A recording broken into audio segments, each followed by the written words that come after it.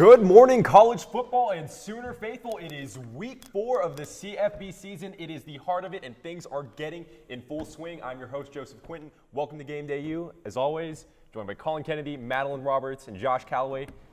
Guys, I know I wasn't there with you last week, but I'm so happy to be back. We missed you, I missed buddy. you just as much. We missed you too. But I do want to say there's one thing I did not miss about being on the show with them, and that was their constant hate towards a certain quarterback for Iowa State. And I believe you guys have a few words you want to say before we kick things off. We have something that we need to get off our chest.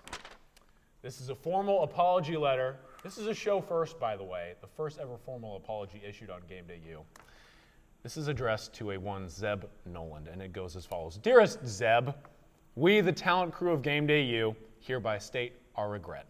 Last Saturday was a lapse in judgment, and we sincerely apologize from the bottom of our hearts. We are sorry that we stated your name 40 plus times, and each instance was associated with you being trash and or hot garbage. And we are sorry that we basically implied you should not be on scholarship, and that the Cyclones have no chance with you quarterbacking their team. On Saturday, you made us look like a bunch of chumps, and we deserved every bit of it. Emphasis on chumps. Emphasis on chumps. Your 360 yards through the air basically gave us the bird, and we received the message loud and clear. However, we would like to make amends. We now know what is right, and what is right is that you are a good to decent quarterback. Please, Zeb, give us a second chance. Sincerely, the GamedayU crew. Now, give us like 3 to 5 business days. We don't know your address, but we're just going to send it to Iowa State University and hope it gets in the right hands. They'll know what to do, I think. So, yeah, but I mean, I as think of he now. gets a lot of fan mail, so if you just sent it to them, have his name on it. I mean, he'll yeah, I'm probably get sure back he to you. does now Yeah. after being a stud, He's kind a of. big deal. And that game was too close for comfort. Honestly, 37-27 is a score that you don't really expect, especially with how lackluster Iowa State has been and how high-powered this OU offense has been. So with that being said, let's get right onto it from last week. Madeline, what were your thoughts from that game? For one thing, I think we should extend this apology letter to the whole Iowa State football team. Okay. Not just Zeb. Me specifically, I said it was going to be a glorified scrimmage. I did not think Iowa State Did you guys say anything nice? a- I said Iowa State was good, so I want to take credit for that. Whatever. Thank you very much. I called it a I glorified laughed at scrimmage. it. Obviously, it was not.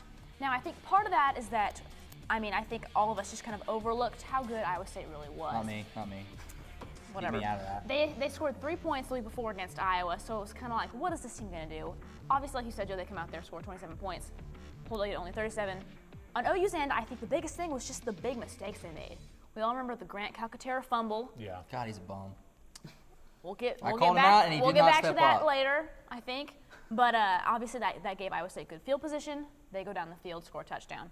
Then you had Parnell Motley with the personal foul, and then right after that, he gave up a huge touchdown to Hakeem Butler, 57 yards. Ooh. And then Neville Gallimore had roughing the passer, went for an Iowa State field goal.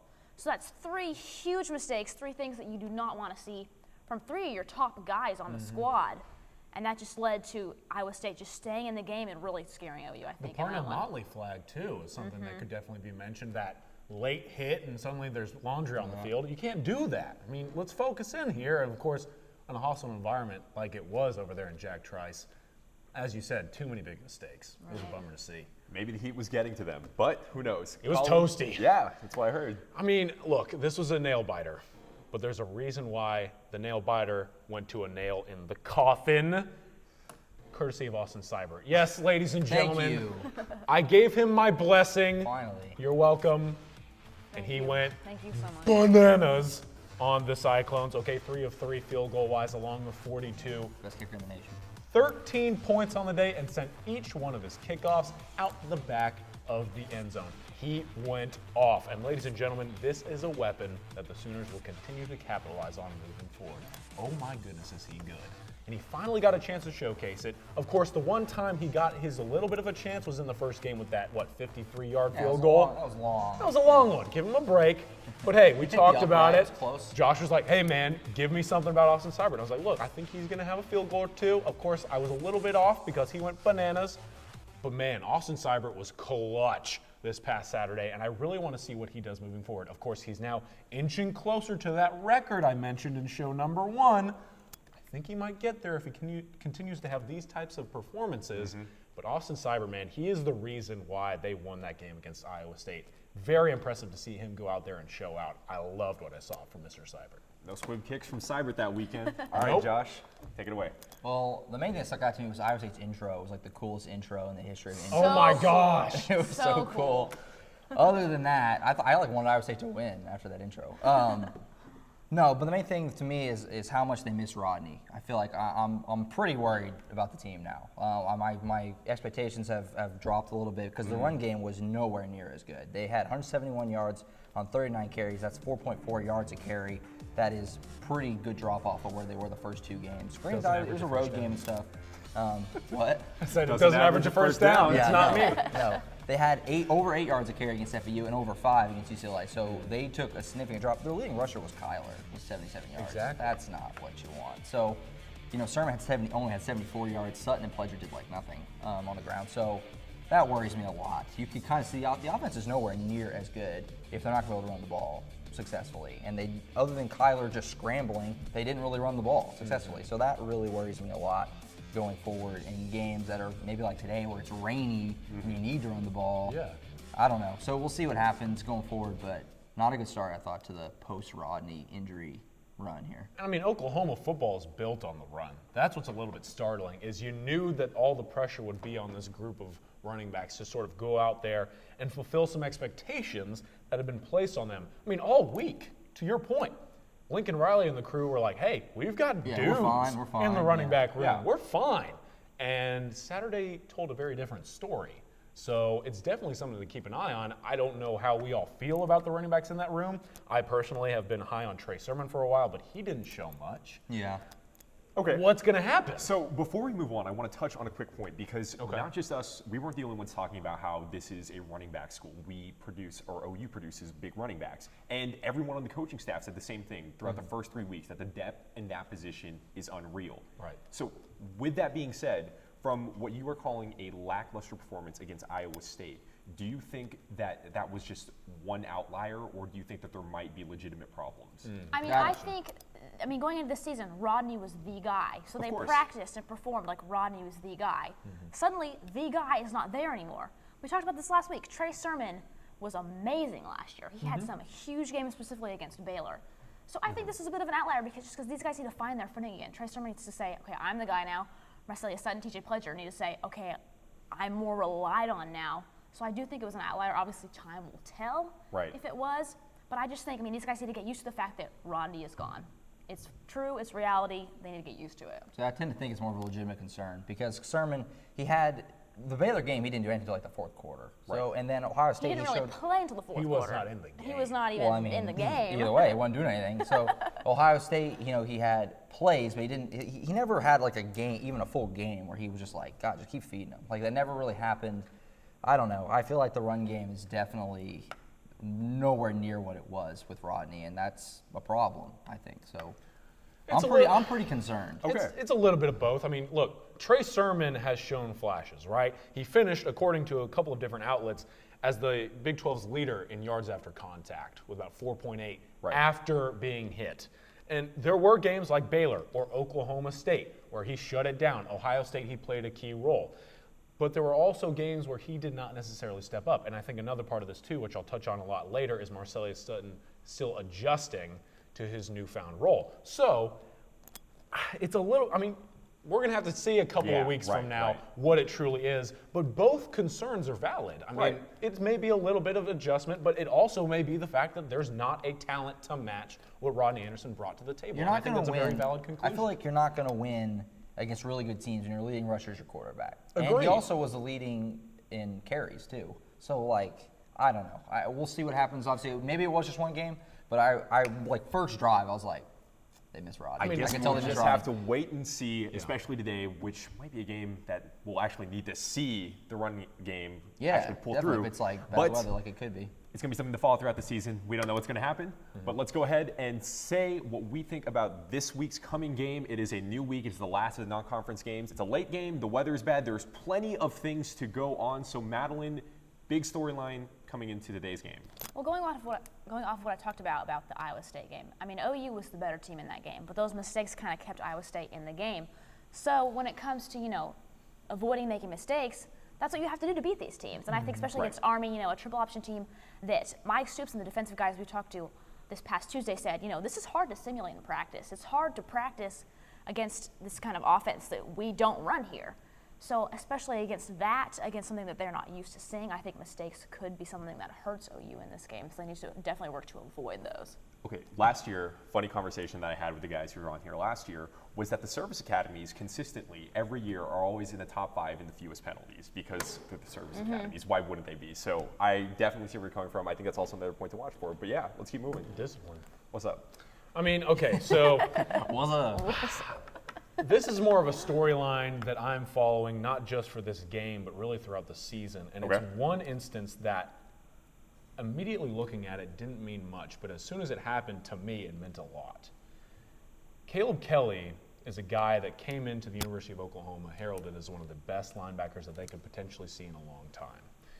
But there was an instance this past Saturday where Iowa State was down just a few points. They have the ball, they're driving towards the 50-yard line. They could have a chance to potentially tie it up. And Curtis Bolton goes down.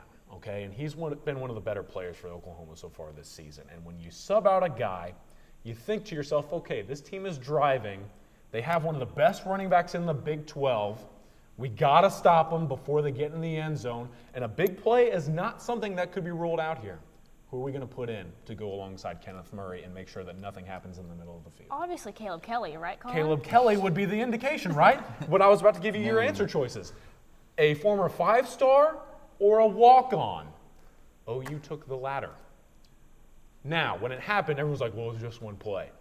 Later, it was shown that it was not just one play. Caleb Kelly may be redshirting. Now, they're saying that they're in discussions as with how they're going to handle his situation moving forward, but in a game like this today, where a team is so run-heavy, linebacker depth is very important. And if Caleb Kelly's not out there, I'm going to put him on transfer watch immediately. Something is up with this Caleb Kelly Oklahoma situation, and I don't like what I'm seeing. Because look, I've heard rumors that I don't want to get into, but I know that the situation is a little bit more than, well, we might redshirt him. So if he's not playing out there against Army, it's something to be interested in. That is quite big, but we do have to move on. That, I don't even know, I can't even fathom that because we were talking about 2 years ago how big of a deal this kid was. Right. And now we're having this conversation right now. But for the sake of time, Josh, what do you got to say? I'm really just looking at the defense. Can they get Army off the field? Because they're just going to run the ball basically every play. I have a stat on here somewhere. They've ran the ball 187 out of their 226 offensive plays so far this season. So they're going to run the ball basically every play. They're going to eat up a ton of clock. Can they get them off the field and get the ball back to Kyler and let the offense try to go? I mean, the offense might not put up a lot of points just because they're not going to have the ball that many times. So can the defense get stops and not just allow, oh, here's another 4-yard run first down and keep eating up the clock? That's the main thing I'm looking at. The weather might be bad. I don't know. The weather changes every 2 seconds. If it's going to rain or not, I don't know. So we'll see. I'm really just looking at the defense, other than the running back thing, because obviously I am really seeing, can Sermon step up? Can one of these guys run the ball as good as Rodney has the last year or so here? So we'll see what happens. Honestly, it is the last of the non-conference games, and I think this is probably the perfect time to address those problems going into conference play. You guys know how tough it's going to be, so hopefully we can see something out of them, but again, we'll have to wait till 6. But thank you for tuning in with us. When we come back, Spencer Royce will have Today in OU History, and we'll talk a little more about Iowa State. Stay with us.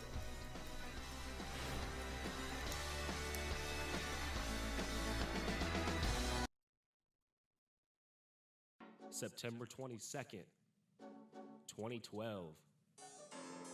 It's something we don't want to talk about, but it's a story that we have to tell.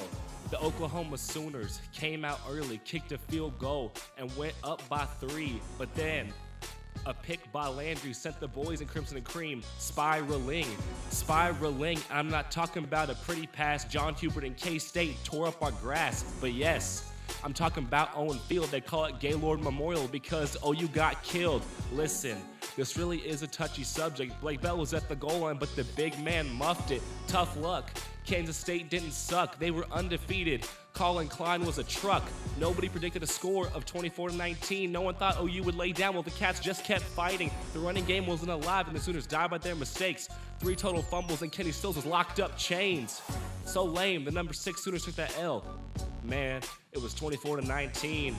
Tough day in September, not a day to remember. in Sooner football history.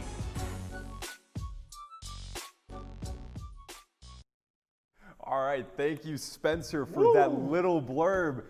Guys, Stack here's the the bars. thing. Stack the bars.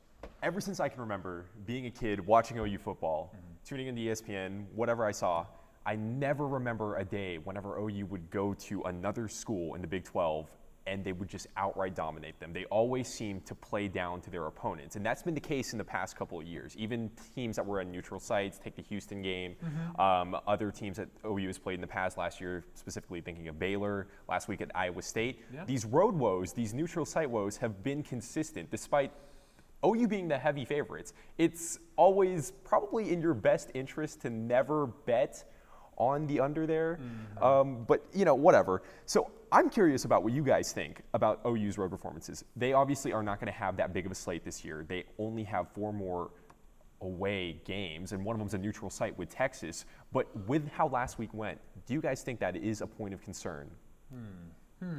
Well, as we talked about last week, this team loves playing on the road. They love hearing those boos. They love trying to silence them. But you have to think, as good as Iowa State's crowd is, their team, like we've said, is not as good as a lot of other teams they're playing on the road at. Specifically, I'm looking forward to West Virginia, which we will touch on later. Morgantown's a tough place to play, Hey, do you for like West sure. Virginia? I think they're a pretty good team, but like I said, we'll come back to that, Colin. Slow down, buddy. Shocker. I think if anyone's watched every episode, they'd be like, yeah, Madeline likes West Virginia. I think she goes No, there. West Virginia yeah. again. Anyway, when's the last time OU lost a road game, though? TCU, Trevor Knight. It's been a long time. 4 So years. as much as they do play down to their opponent, and they have lost some neutral site games, Right. as we know. Obviously, yeah. But when it comes to true road games, it's been a long time. So I think even though these concerns are valid, like we saw last week, they love playing on the road, which we know, Right. and they win on the road, as we know. So obviously, like everything, time will tell. But I'm not too worried in that sense right now. It's funny that this is the storyline and they're on a 17-game away win streak. It is. Hilarious, right? It It's the is. longest in the country, and the next one closest is Wisconsin, and I think it's at close to half, which is hilarious that we're talking about it. But look, I'm not too concerned. Why? There's one dude I really have to shout out, Mr. Hakeem Butler. Dude went off, and before the season, I was saying, Alan Lazard is gone, but I really like what Hakeem Butler brings to the table. He had a really good game last year against Oklahoma. And then, of course, this year, he was awesome. I got to tell you, man, 5 catches, 174 yards, and 2 touchdowns. Average, guess what? Over a first down each catch. Our favorite stat. But not 1, not 2, but 3 first downs every time he caught the football. 34.8. Oh, my goodness. Oh, I love that, Joseph. Man, give it to me. But Hakeem Butler, man, a lot is being made about the missed tackle right now for Oklahoma, but I'm not too worried because, one, when you're matched up against a dude that's 6'6", 200 plus, and you can catch the football like that and break tackles with one finger, I'm not too worried. So, yes, they're going to go on the road and they're going to get everyone's best shot, but they won't see players like Montgomery or Hakeem Butler too often. And so after that game, I really walked away from it thinking, look, the missed tackle's a big deal. Yes, going on the road is a concern, but those guys are just ready to go, and Hakeem Butler certainly was as well. So a player like that changes a lot for me in my mind. Yeah, look, I'm not worried about them playing on the road at all. They haven't lost a road game in 4 years, as we said. For every Iowa State game, which I said Iowa State is good. Nobody else did. I said Iowa State is good. I said Nolan was bad, and I said that's why I think he's going to win big. But I said if Kyle Kemp played, it was going to be close. And I said Iowa State was better than they got credit for, and that they would probably beat some people.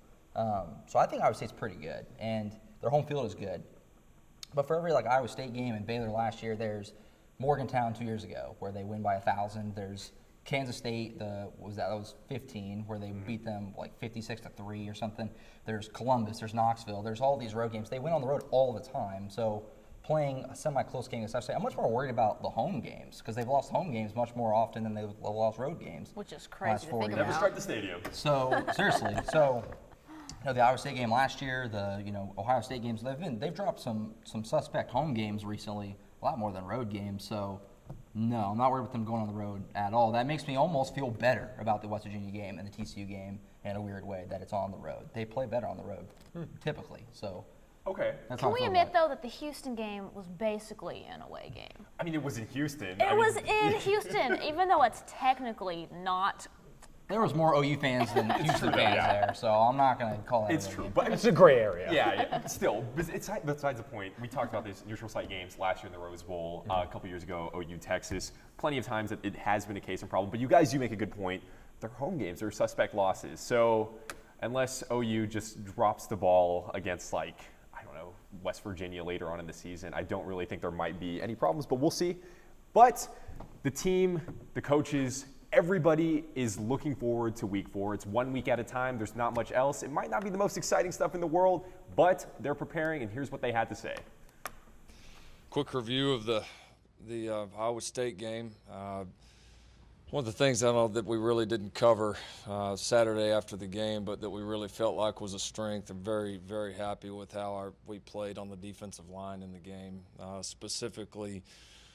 Kenneth Mann, Amani Bledsoe, and Neville Gallimore, played. And I would throw Dylan Famatal in that as well. Those 4 guys played just combined as strong a game as we've played on the defensive front in some time. You talk about just a combined effort. Those guys were outstanding. Definitely just the way guys are hungry. I mean, we as a unit, when we make mistakes, we try not to make the same mistakes twice. And when we make mistakes, it's always eager to get better. And so, even after the game was over with and we had just won, but we all knew that, tackling was an issue and the issue that we had to work on. And so I think, guys are going to come out here throughout the week and we're going to work hard at practice, stuff like that. But at the end of the day, what comes down to tackling is effort. As long as, one guy may miss a tackle, but as long as we have effort to the ball, it'll be cleaned up. There's some fundamental things that we need to do better that we're going to spend a lot of time on this week, and knowing obviously how important it's going to be this week with this group we're getting ready to face. It's just something that I've been working on, route running and learning how to use my speed in different, aspects of the game. So it's just something, you got to go out and each year you improve and you get better. So, I just want to keep going forward and getting better. He's open a lot. I mean, he's just so fast, and he's really just on top of being fast. We've said a lot, but he's just really become a good player too. He's running well after the catch. He's really comfortable with what we're doing, from a system standpoint. So we're able to move him around, a lot of different ways. This year I knew, I finished the season strong last year, so I knew I would be getting more opportunities. And, I just want to go out and practice and show them that I could do it in practice, and then in the game they could trust me. You're talking about a team that knows how to win, a team that brought back a lot of players, a team that's very tough to defend, very multiple defensively. Going to be a great challenge. And then also I know it's exciting for a lot of our fan base, especially from this part of the country. Getting to play a service academy. I think we've got a lot of great things planned, from the administrative side to honor, all our veterans, all our people that do serve. That's certainly a factor here, and it will be highlighted this week as it should. And that's what they had to say. Not too exciting, like I said. It was very fundamental in everything that any of the players iterated. Marquise, Lincoln, whatever it was more so that this is another game, this is another week, and there are some issues, but they seem fixable. So what do you guys think? What was interesting to me is that Kenneth Murray said, we've struggled with tackling a little bit, and Mike referenced it earlier this week too. There were some tackling issues, but he said it came down to effort. So he knows that this team, this defense specifically, they're very talented. They're deeper than we've probably seen them in a while, and they can make those tackles, but it comes down to effort. Each guy has to be on their man, and if someone, slips up, doesn't get that tackle, then other people need to step up. You said the word fundamental. Lincoln Riley said it to himself, fundamentals. It comes down to that. And if you think about it, as each game goes on, especially when you're playing against an opponent that maybe isn't as good, you're playing at home, it comes down to fundamentals, and like I said earlier, not making mistakes. I'm just really interested in all the stuff that they're doing for Army. I think it's really, really cool. They're going out of their way to sort of honor the fact that these young men are going to protect this country and do something of a service for all of us. And, I was walking in today, pretty early in the morning, and I saw a bunch of American flags lined across the lawn. And I thought to myself, man, that's really cool. So they're doing a lot of different sort of ceremonies before the game. I know like an 86-yard American flag is supposed to be presented beforehand. Just really, really nice that they're making sure that they honor people that are going to go out there. And I think really one final touch is Lincoln Riley was asked about it, and he said, look, there's not going to be a lot of trash talking today. You know, he told the boys, hey, you help the man up and you don't say much after the whistle. So you play with aggression during, but afterwards you make sure you pay your respect to someone that's going to go do something much more difficult following the game. Yeah, that's actually kind of what I was going to say is that, like, you know, throughout the week talking to the players and stuff, availabilities and whatnot, they all pretty much said the same thing where, like, they have just such a high level of respect for Army and all the service academies. They're really, you know, looking forward to this game and, you know, like you said, what they do off the field. I mean, these guys are all playing basically for just the love of the game. They're not looking to go. They're all about to go and serve after they finish their college. So these guys are all just playing for the love of the sport, and, you know, that's the really main thing. The triple option is going to be interesting. There's just a lot of intricacies with this game. It's a weird one in a lot of ways because it's like they're so respectful of their opponent. It's triple option. It's just kind of weird. It's just a weird mixture of things happening. Yeah, I'm curious to see how they handle it because this is a tough game. They got to step up. They can't come in too like buddy at the same time. Right. It's a delicate balance, you know. So it feels like all the focus is on the Black Knights right now, and we'll see how that plays out. If I'm wrong, I'm sorry. I think it was Ben Powers who said, you know, we respect them a lot, but, you know, once the game starts, it's a football game, and we're going to take it seriously. And, you know, we're going to go out there with the same aggression as always. And I'm sure their team would want the same thing. Right. They wouldn't want it any other way. Of course. So relatively quickly, I just want to touch on one subject. At the pressers, what was it like? Do you think there was a difference between, I don't know, playing Army and playing a team like Iowa State whenever the guys talked? Oh, absolutely. I would say for sure there's kind of a different vibe surrounding this football team right now. I mean, you have to approach a game against an academy a little bit differently. Yeah. No, I think, like, you know, the coaches, Lincoln, you know, and the players, they always say all the right things. Like, we talked about UCLA week, they're like, they're good, when they're not. But, you know, like, Army is different because, like, it felt like they were going out of their way, every player, just availabilities and stuff, going out of their way and kind of say, you know, we really respect them, like, extra because we know what else they do. Like, we think we have a lot going on. They have all the same stuff going on, plus all that. So, you know, it does feel a little different.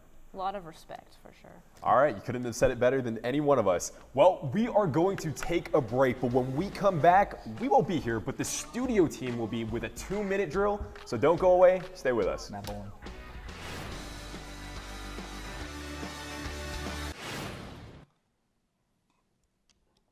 Welcome back to GamedayU, everybody. Thanks so much for choosing to make us a part of your Saturday morning.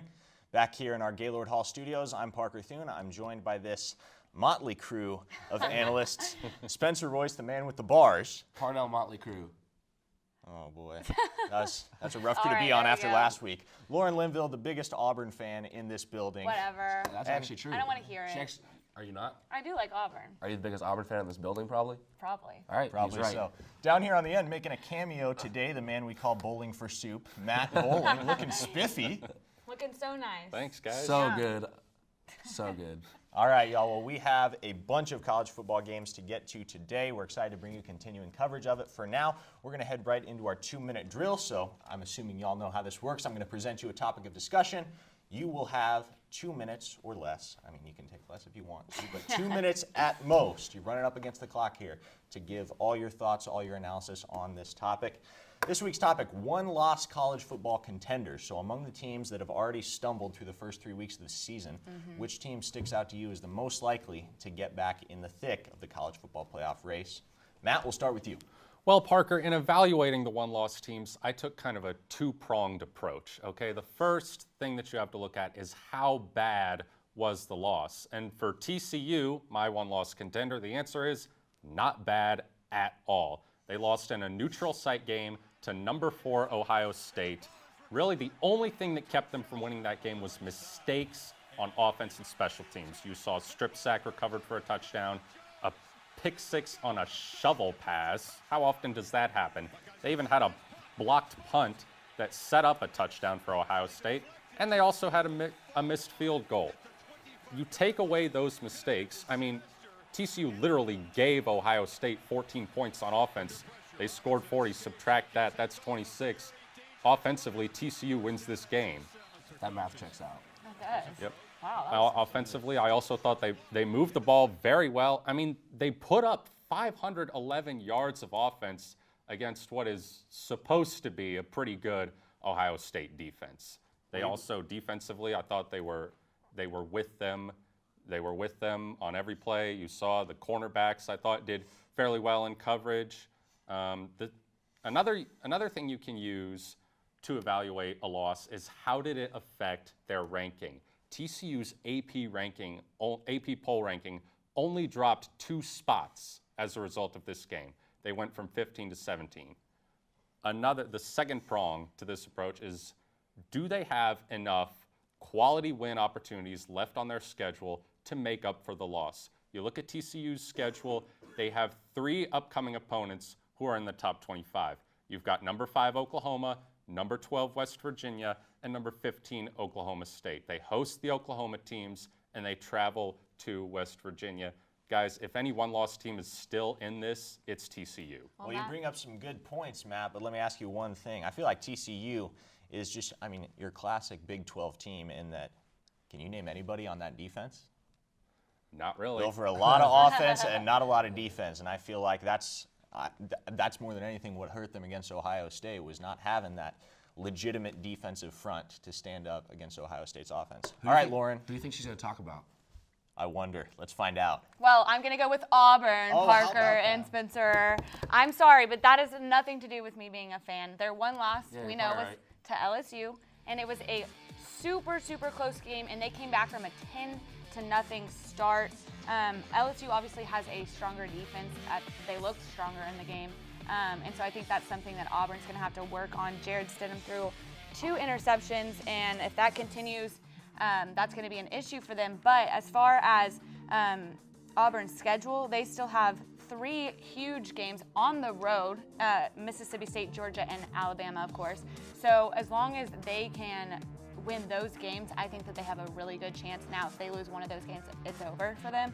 But but I think that their super close loss to LSU with a field goal at the very end of the game isn't going to kill them right now. I think we just have to wait and see what happens, but has nothing to do with my fandom of them. Okay, well, let me present you with a scenario, Lauren. Let's say that somewhere along the line, whether it's to A&M or Mississippi State or any of those other conference opponents along the line, say Auburn stumbles again, but they close the season with a win over number 2 Georgia and a win over number 1 Alabama. Do you look at them as maybe, okay, this is a 2-loss team, but it's still a college football playoff I honestly don't. No. I think about last year, and I just think that it's not going to happen. A lot of things would have to break their way, but that would be one heck of a resume despite 2 losses. It would. I agree. All right, Spencer, what do you got? Well, I got to go last, so I'm going to choose the Cheeseheads up there in Wisconsin. I think that Wisconsin has a great chance to make the playoffs still because 2 things. They have a very easy schedule, Yep. They should be able to walk through it. I didn't know how they lost to BYU, honestly. That was a big shocker to me. They have Jonathan Taylor, who's a very good running back, Heisman hopeful, puts up a lot of yards, scores a lot of points, and he already has 515 yards and 5 touchdowns on the season. So they can beat the winner of the Big Ten East. Obviously, I have them coming out of the West. And it's probably going to be Ohio State, that team that beat TCU already, a team with a much better resume than TCU already. And if you beat Ohio State, then you're sitting right there with 1 loss. You're not going to let Ohio State in with 1 loss because they just lost to another team with 1 loss. So Wisconsin's going to sneak in out of the Big Ten. Otherwise, you leave the Big Ten out completely. So I think that Wisconsin has the best chance to make it just due to the fact that they have a very weak schedule coming up and that they can beat Ohio State in the Big Ten title game. Yeah, well, that weak schedule can be a blessing and a curse because it does not provide for many opportunities for quality wins. You look at Wisconsin's schedule the rest of the way. Penn State and Michigan are their only 2 games against ranked opponents the rest of the way. Recency bias. At the end of the day, it's Play the toughest team last. So. All right, guys. Well, great thoughts. When we come back here on Game Day U, we'll get into our 3 and out, 3 burning questions from across the college football landscape, and I would hope our analysts have some answers to them. Stay with us. You might.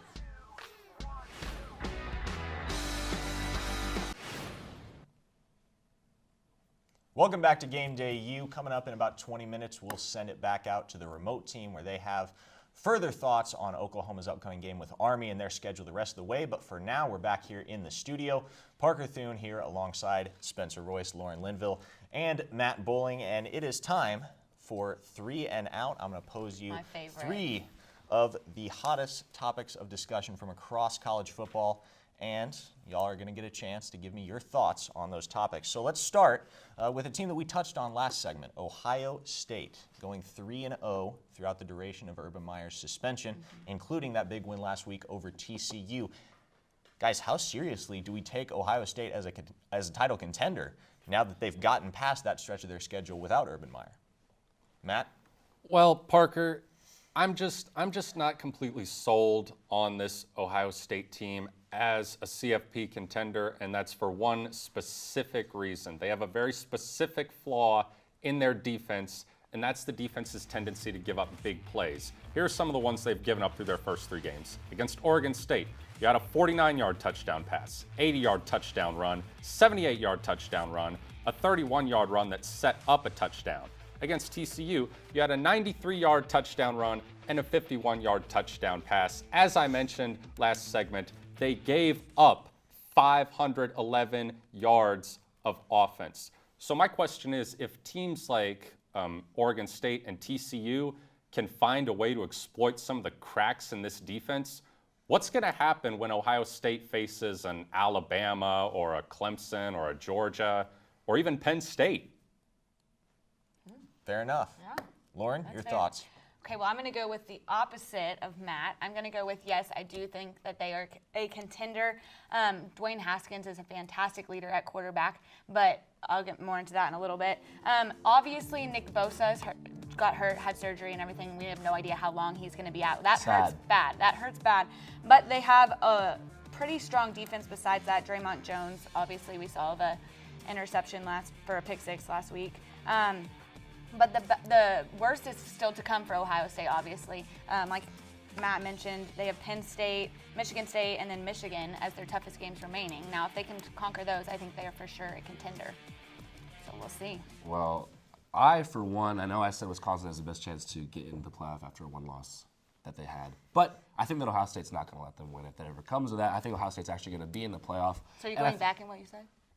No, I'm just saying theoretically Wisconsin has the best chance. I think that Ohio State will be in the playoff in the future because they work over the Big Ten every year. They have been dominant over the Big Ten the past decade, really. And they're a very good program. And they actually have a quarterback this year that can throw the ball. JT Barrett obviously holds like every Ohio State passing record, and he can't even pass, which is crazy to me. He was there for like 45 years, though. Haskins already has nearly 1,000 yards and 11 touchdowns to only 1 interception. And if they get by Penn State in a few weeks, I don't think Michigan or Michigan State have nearly enough firepower to get there and beat Ohio State. Weber and J.K. Dobbins, I think, is the best running back duo in the nation. Yeah. 1-2 punch right there. And although Bosa did get hurt, I still think that if he comes back healthy and is able to play at the end of the season, he'll be a top 3 pick in next year's NFL draft. Yeah. So they have a lot of firepower, a lot of talent on that team. And I still think they're going to be in the playoff. I don't think there's anything to worry about. And if you get in the playoff, obviously you're a contender. There's only 4 teams left. And they're not going to have to play an Alabama or a Clemson until the playoffs. So, yeah, they're a contender. Right. They're definitely a contender. And I don't think you can take Nick Bosa out and just say, no, it's done. No, it's not that simple. They have reinforcements. Yeah, exactly. Definitely. And you bring up a good point, too, Spencer, about the rushing attack. The fact that they have both Mike Weber and J.K. Dobbins, who both bring unique skill sets to the table. Mm-hmm. Now, when you have to account for that, as well as the passing offense, as you mentioned, Dwayne Haskins with 11 touchdowns and 1 interception so far this season. He can throw the ball. It's a dangerous offense. And, yes, their defense has its holes, but when you have an offense that explosive, it definitely helps compensate for those weaknesses. Mm-hmm. All right, guys, LSU, a team that just beat Lauren's Auburn Tigers in Death Valley, 22-21 on a last-second field goal from Cole Tracy. Had to keep him out for a little bit. Yeah. Now, we know that Texas isn't back, but is Never. LSU back? Does Ed Orgeron's team, Coach O, has this team now reestablished themselves as a powerhouse? Matt? Well, first, I just want to tip my hat to LSU as a whole. It was a great game, especially Cole Tracy. Thank you, Spencer. Especially Cole Tracy. How about this guy? Graduate transfer kicker out of Division II Assumption College in Massachusetts. Go Greyhounds. How about that mascot? He drills the 42-yard do-or-die field goal at the buzzer, stuns Auburn. You got to love it for that guy. Assumption. He didn't assume anything. He just kicked it straight through. He did it. Yeah, but I think it was a great game for LSU. Joe Burrow showed a lot of poise under pressure, leading them back from that deficit. That being said, I just can't bring myself to purchase a ticket to this hype train yet, because you look at what they still have to get through in the SEC. They've got Alabama coming up. I don't see them getting around Alabama. I think this is definitely a program that's headed in the right direction, but I don't know if I want to declare them back just yet. That's fair. And you bring up a good point, too. You know, Ed Orgeron, just a couple of weeks ago, they were talking about him possibly losing his job if they lost a couple games to start the season. Now, all of a sudden, he's definitely going to be a hot commodity in the offseason if LSU decides not to bring him back. He knows how to coach when his back's against the wall. That's his favorite thing to do. Coach O's the man. And he has done it well for them. Well, I'm kind of surprised Matt went with that because I'm going the same thing. I do not think LSU is quote-unquote back. Obviously, they had two big wins, Miami and Auburn. But if I said it in the beginning and I'm going to say it again, LSU is overrated. And I think that Miami especially is overrated. They always are. But how overrated is Auburn? Well, okay, yes, that game obviously was big for LSU, and I think that they deserved that win. They played great. But LSU started out similarly, I can't speak today, the same last year, about the same. But then they went on to go 6-2 in conference play and 9-4 overall. So I think that is exactly what's going to happen. I think it's all downhill from here for LSU. So I don't know. I mean, pretty hot take, I guess, from Matt and I. Well, by the time they played Auburn last year, they already had like 2 losses, so that didn't really affect their record much.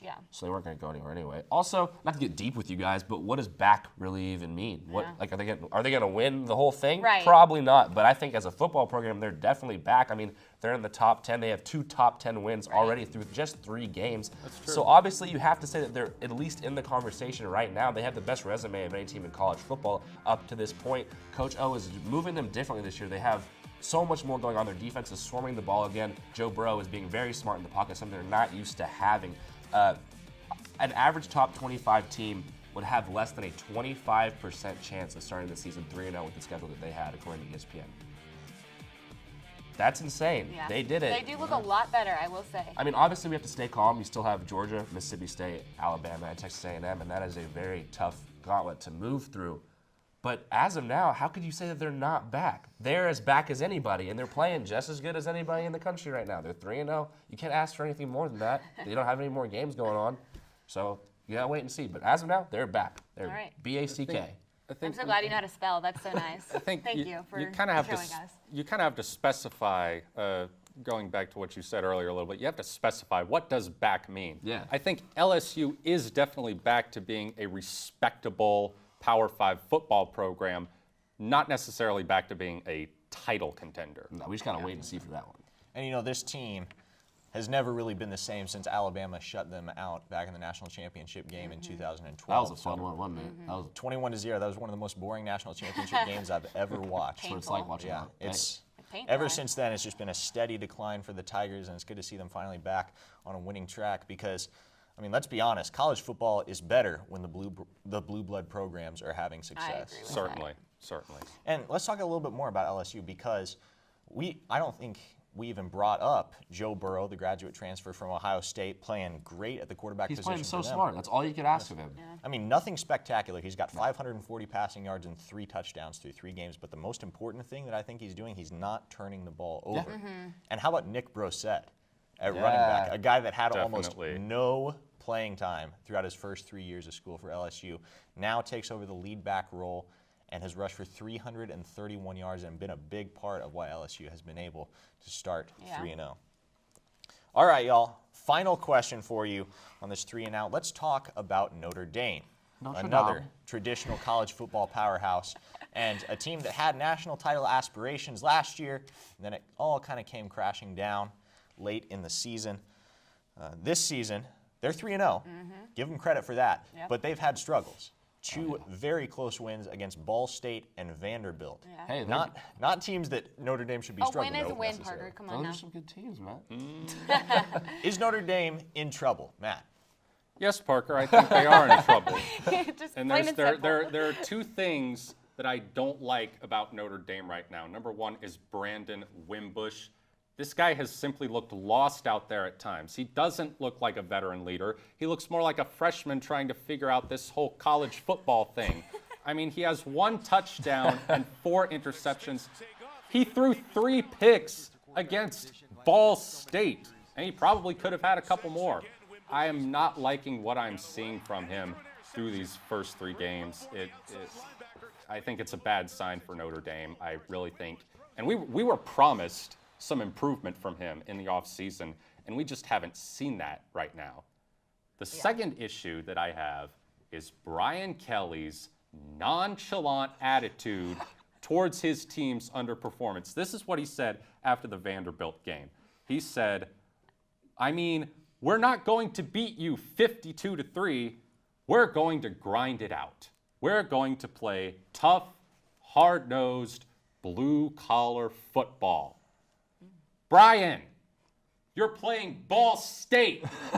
You're a top 10 team in the country. Beating them 52-3 is exactly what you should be doing. That's true. Well, geez, I don't know how I can follow that. You're going to have to. No.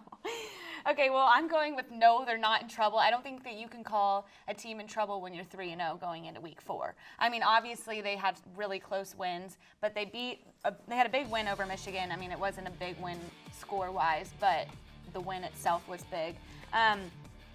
Their defense needs some work, obviously. And this, yes, I'm going to go off of Matt, the quarterback situation that's happening. I think that Ian Book needs to take over for Brandon Wimbush. I just don't think that we've seen it out of Brandon at all. And I think that if Ian comes, not at all.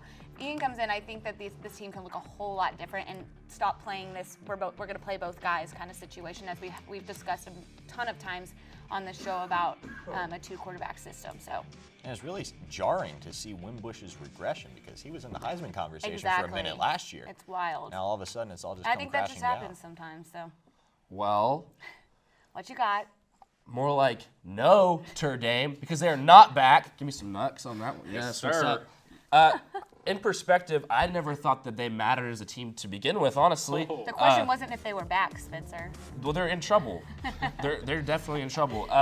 They beat Michigan week 1, but it turns out Michigan's not very good either. So everyone was like, oh, good week 1 win. But Michigan's not very good at all. They barely Ball State, as you guys both mentioned, and they should have lost to Vanderbilt at home. Vanderbilt left a lot of points out there on the field.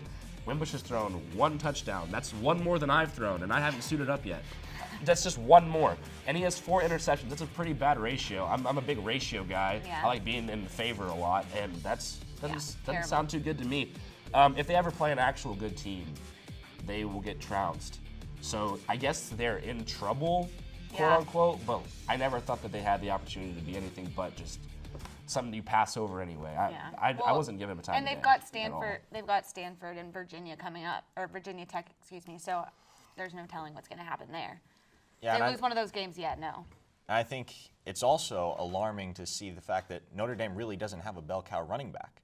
Their leading rusher right now, Tony Jones, only has 221 yards through 3 games. So I wonder, what is the game plan for Notre Dame when they go up against these top-notch programs? Right. How are they going to put up enough points to win? They're going to grind it out. Their defense is solid. I will give them that. We've seen good play from the defense through 3 weeks. But I don't know that the offense has the firepower to keep up with the best programs in college football. I know that they don't.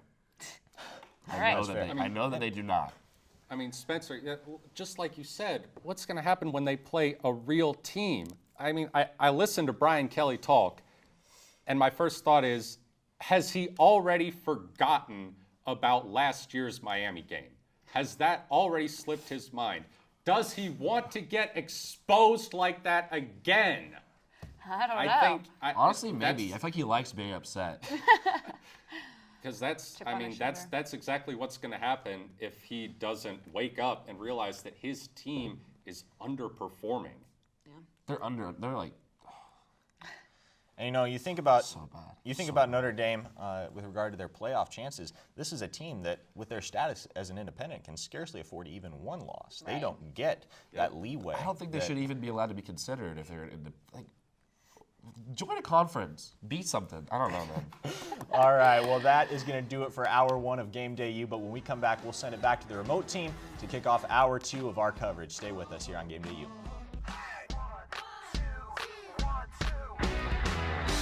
Welcome back to Game Day U. As we said in earlier blocks, this team is different in many ways. There's more respect. There's a different aura around Norman because this is a service academy. But at the end of the day, it's still a football game. It's a football game that OU needs to play and needs to win to attain and retain their spot in the CFB rankings. So with that being said, guys, we've already touched on a lot of basic things, but delving down very deep into it with this team, offensively and defensively, what does OU need to look out for? Well, it might seem kind of obvious because this is a triple option offense, but the run game is very important. Kelvin Hopkins Jr., their quarterback, he runs a lot. He's their leading rusher through their games. He has 206 yards, 3 rushing touchdowns. And when it comes to passing, he's not the best, 47% completion percentage. But like Josh said earlier, they run the ball a lot more than they throw the ball, obviously. And like I said, you've got Hopkins Jr., you've got Darnell Woolfolk, who's a really, really good running back. He's 188 yards, 3 rushing touchdowns so far this year. And I mean, we have seen OU's defense shut down some really good running backs and some really good running games as a whole. So I think going forward in this game, they got to make sure, to cover all their bases. Obviously, again, like we were saying, it's hard to practice against this triple option team and all these different running options. So they got to be ready to cover that. Yeah, they also present a lot of different options in terms of what kind of players they're going to be putting out there and what kind of players will be running the ball. There you go. Hi, Sam. Triple options. What's up? How you doing? What's up, world?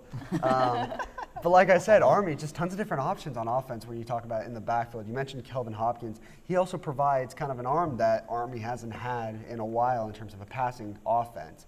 420 yards, 2 touchdowns on the year so far for him. He can throw the ball if need be. Now, that's not going to be the game plan because 2/3 of their offensive yardage has come on the ground. But the different options that they have, like you mentioned, Woolfolk and Hopkins. Also, they have 4 players with at least 150 yards. So those two, and then Connor Slomka, the junior, and Caden Holt. Those are 2 big backs. So Woolfolk kind of their tiny back, and then they've got the bruisers, Slomka, and then Holt. So they've got tons of different options, tons of different packages that they're going to throw OU's way. So they're going to have to look out. And like Kenneth Murray and basically the entire defense mentioned this week, play assignment football. Yeah. 2 things we're kind of looking at. One is they do run the ball literally 6 times as much as they throw. But when they do throw, you got to be ready for it. The play action throws. I'm kind of scoping at Mound's notes here. Hopkins has got 18 completions for 420 yards. Yeah. That's over 20 yards of completion. So doesn't complete a lot, but when he does complete, they go for not 1 first down, first down. 2 first downs. So the defense is so focused in on the run that they'll hit you with that play action. Mike Stoops said something similar on Tuesday about that. They run the ball every play, but they'll pass and they'll burn you because everybody's just chilling on the play action or the run, and then they'll hit you with a play action. So there's going to that's key. Sorry. You got something to say there? No, I was just going to say there's going to be a lot of pressure on the safeties because they're going to have to stay deep in look coverage. Alive. Yeah. They can lull you to sleep. I mean, only 38 passes in 3 games. Other thing that I mentioned earlier, Army's huge on time possession. Almost 40 minutes a game they have the ball. I mean, 2/3 of the game, Army has the ball. So when you run the ball as much. Yeah, I mean, exactly. They run the ball every play, and they don't do a lot of big runs. It's kind of like I mentioned, it's going to be 4 yards, 4 yards, 5 yards, first down, 4 yards, 4 yards. You know what I mean? They just keep moving the chains and they kill the clock, and they keep the ball out of Kyler Murray's hands. That's probably what they're hoping to do. So that's the main thing. Get the stops, I feel like, is going to be key for OU. And for the offense, capitalizing when you have the ball because your possessions are going to be fairly limited. At the same time, I feel like that isn't as much of an advantage, the time of possession thing, because OU's offense is so electric and so efficient. They can put so many points up on the board so quickly that really the time doesn't bother them. That could wear down the defense, though. At the and same then time, giving up more points, especially as the game goes on. Exactly, especially because of how fast they are. The defense is going to have to get some big stops early, let the offense find its tempo. That way they get a couple points up on the board, find a nice cushion, and then at that point the defense can kind of settle in and start getting some more stops as the game goes on. And what goes against Army is, they like to run the ball during the clock, but if they fall behind, they can't get the big plays as much to get back in it as fast. And you're not going to – their touchdown drives are usually going to eat up a lot of clock, a lot of plays. They fall behind by a couple possessions. That's going to be hard to make up if there's not a lot of time. So that kind of works against defensively, Army. What are you guys thinking? Because we are talking about this on one sense, but one thing I really want you guys to incorporate, if you guys can talk about it, is the potential for a wet field. The environment, it's probably not going to rain tonight, but I think that is going to be a very big thing. So go ahead, take it away.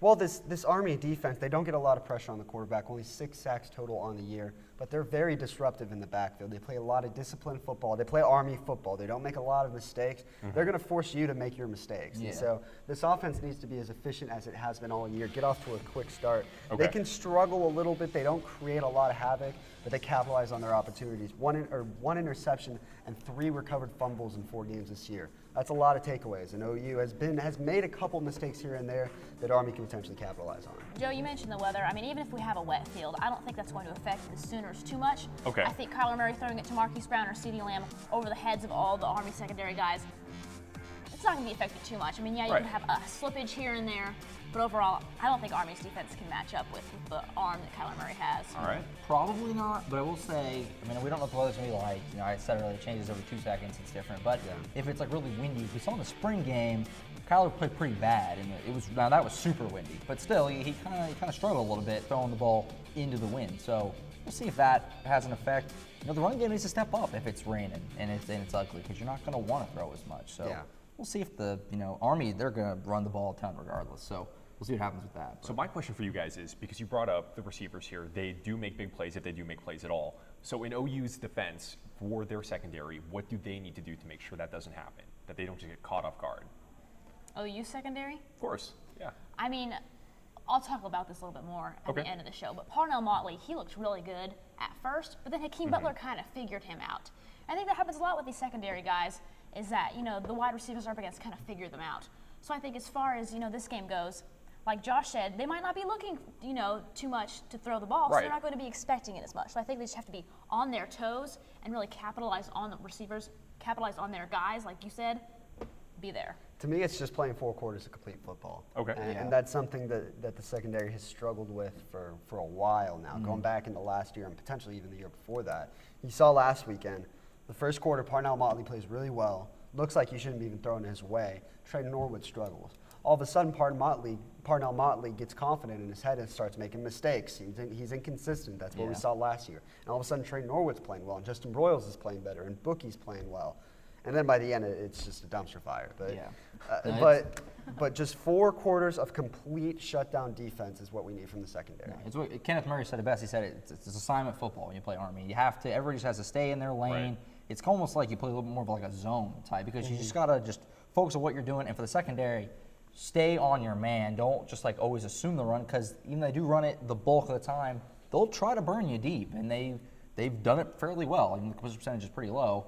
It does happen a couple times a game for them. So Okay, so before we take a step back and look at the Big 12, do you guys have any final thoughts on this game? yeah, I don't know. It's going to be very interesting to see if they can, like I said, keep Army from just draining all the clock off. That's really what I'm looking for. That's the only way Army's going to win this game, if they just are able to just, they went down the field and scored in a 9-minute drive. First quarter's almost over now, and they're down 7-0. That's like pretty much the only way I could see. Because OU has way better athletes. We all know that. So I don't think the weather is going to play as much of a factor. The way I see it, it's supposed to stop raining by kickoff. But Weatherman Sam, all right. So I'm a man of many talents. What can I say? But if this defense gets off to a good start, gets a couple stops early, the offense finds its groove, this game could easily be over by halftime, or we could wait until halfway through the 4th quarter to find it out. Just kind of wait and see. All right, we are going to have to wait and see. It is a late kickoff, 6 o'clock once again. Finally. But I know. I'm a big fan of late it's about time. games. It's Lincoln's better. back. It's Lincoln really was better. Yeah. No, but Lincoln's been very vocal in that he hates the early kickoffs. He's pretty annoyed, Yeah, he does. All right, so let's go ahead and look at the Big 12. Madeline, to no one's surprise, I think Just I get don't this even out have of to the way. introduce what team we're talking about, so Get the please least, take it away. The least anticipation of anybody's answer. Looking forward on OU's schedule, I am circling, believe it or not, Kansas. not Kansas, shockingly, not Texas Tech, West Virginia. Get out. Guys, Oh my gosh. I know I've said it time and time again, but this team is really good. Okay, they are 2-0 against So they played 2 games. Tennessee and Youngstown State. Their game against NC State got canceled due to the weather, as we know. But guys, this team is good. They're 18th best offense right now at 46 points per game. 23rd best defense at 15.5. And yes, 2 lackluster opponents, I know. But guys, Will Greer is having an amazing season. They have 3 good running backs, too. No one talks about them. Obviously, you talk about the 2 receivers that everyone knows, David Sills, Gary Jennings. I mean, this team is a complete team. Their defense also, like I said, pretty good. 23rd best right now. last game of the regular season for the Sooners and the Mountaineers. I think we see 2 undefeated teams meeting in Morgantown, and it's going to be a big one. And then probably these 2 teams will play in the Big 12 Championship soon after. That stinks. But, I'm not a fan of that. The 2 yeah, straight games. it's a little That's disappointing. a bummer. But, I mean, if both these teams are undefeated at that point, it's going to be a good, cold game in Morgantown. Too freezing. And I cannot we're gonna be there for it. wait. Yeah, we'll be I can't wait. I'm so excited. I can't wait for the possibility of them just losing a game or just cutting it close, and then all of us, you're just gonna have to face the wrath I mean, of if what we they have to lose say. one close Yeah, game, I think West Virginia's going to be okay because the Big 12 is bad. And then they have you're right, TCU at you're right. home. So it's like, All right. they'll probably be okay. Well, they had a conversation about it in the last block. The studio team did about teams being back. So Josh, none other than the team that is Okay, the so king of are being they back? So, Are okay, they so when I back? look at the schedule, and this is what I said on Sooner Sports Bad, which is a phenomenal program, everybody should watch it. Alan's on that too, me and Alan. We starred that colony. OU is going to be the heavy favorite in every game they play all season long. Yes. And they should win every game they play all season long. Their schedule is easy. The Big 12 is bad. Agreed. So the one game that it doesn't really matter that OU is better is Texas, because that's the one game you throw the records out the window. It does not matter who is better. So I try to explain. I don't think people understood it, so I lost face off. So the last 5 years, it's 3 games to 2 in favor of OU. Texas smoked them 5 years ago, 36-20. That was the biggest margin of any of the last 5 games, 16 points, and it was a Texas win. So the games have all been close for 5 years now. Texas beat them 3 years ago. They had the lead with like 7 minutes left last year. Texas always plays OU tough recently in the last 5-6 years, and it's going to be close again, I think. Texas is decent. They beat USC. You know, they have TCU today. They might win that one. I don't know. So that's the game I'm looking at. That's the game that I think OU has the highest probability of losing, in my opinion. So we'll see. Maybe they win by 1,000. I don't know, but I don't think so. I think it's gonna be close. Oh, really? So we'll see what happens.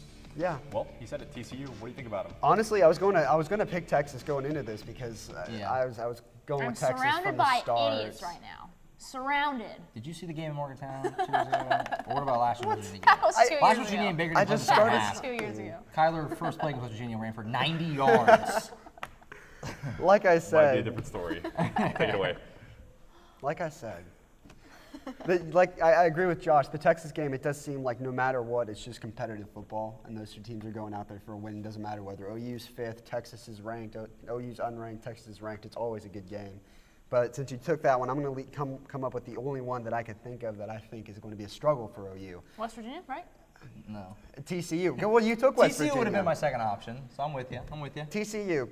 Going into this season, TCU reminded me a lot of OU this season. Lost a senior quarterback in Kenny Hill. Had a high school star in Sean Robinson from DeSoto. Shout out Kenneth Adair. He's here, actually. So Yeah, he's maybe around here if he's somewhere. watching, he I thought probably he'd freaked out. I thought he'd be here to get fired up when I said his name.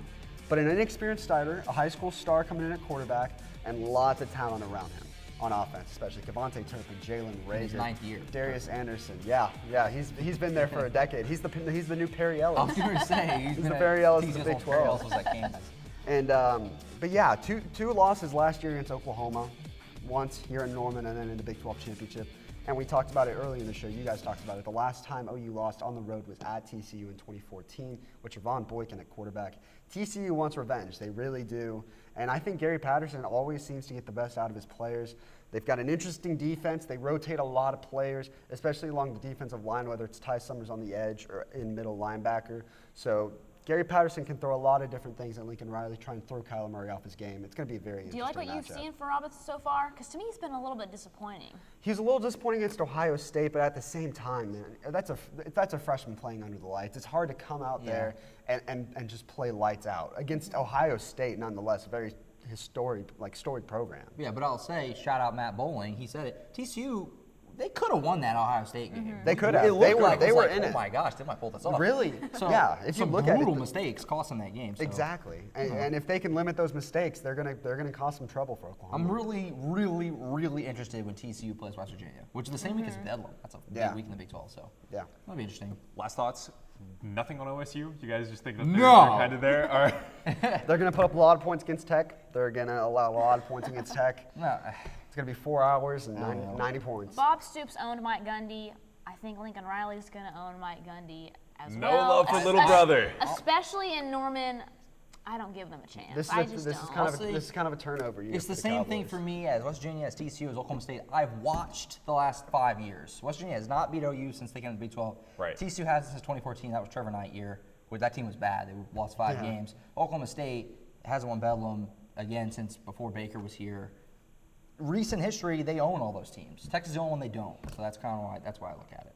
Comes from being a powerhouse, comes from being a big brother. Well, Sam, thank you for joining us this block, but we are going to head out. When we come back, we'll be talking about the Heisman Watch because, again, it's never too early. So stay with us. Trace McSorley.